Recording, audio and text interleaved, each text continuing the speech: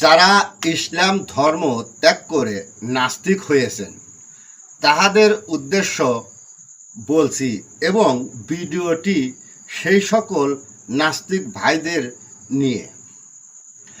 আপনি নাস্তিক নামের কলঙ্ক। একটা বনের গাধা যতটুকু জ্ঞান নিয়ে গাধা হয়েছে, ধর্মত্যাগী নাস্তিকরা আপনারা তার চাইতেও অনেক কম জ্ঞান নিয়ে নাস্তিক হয়েছেন। কেন আপনাদের বনের গাধার সাথে তুলনা করিলাম সে বিষয়ে একটু পরে বলছি।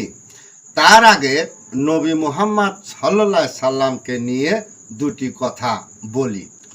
নবী মুহাম্মদ সাল্লাল্লাহু আলাইহি সাল্লাম 52 থেকে মতান্তরে 55 বছর বয়সের বুদ্ধ হয়ে 9 বছরের নাবালিকা নারী মা আয়েশা সিদ্দিকাকে বিবাহ করিলেন। মতান্তরে 6 বছর। সামাজিক দৃষ্টিতে যেই বিবাহ মোটেই মেনে নেওয়া সম্ভব না এবং শরীয়তের দৃষ্টিতে যেই বিবাহ মোটেই প্রাধান্য পায় না। আপনাদের মতো ধর্মত্যাগী নাস্তিকদের এটাই হলো মূল কারণ।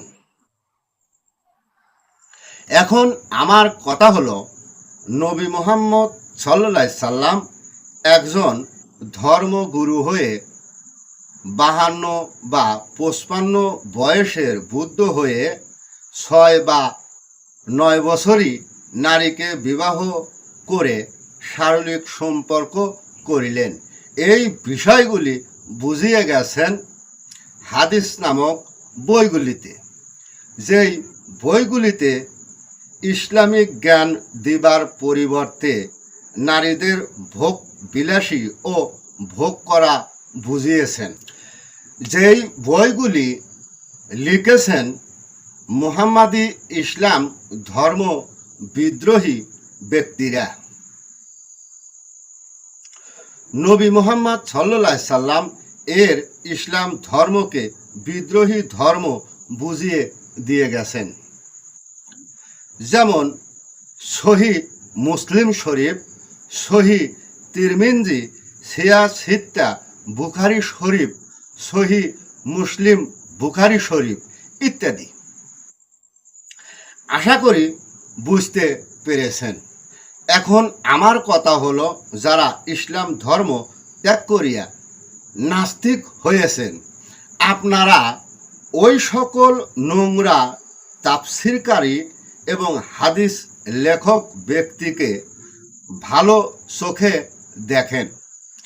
তাহাদের লেখা হাদিস নামক বইগুলিকে বাবাতি তালুকের চাইতেও মূল্যায়ন করেন।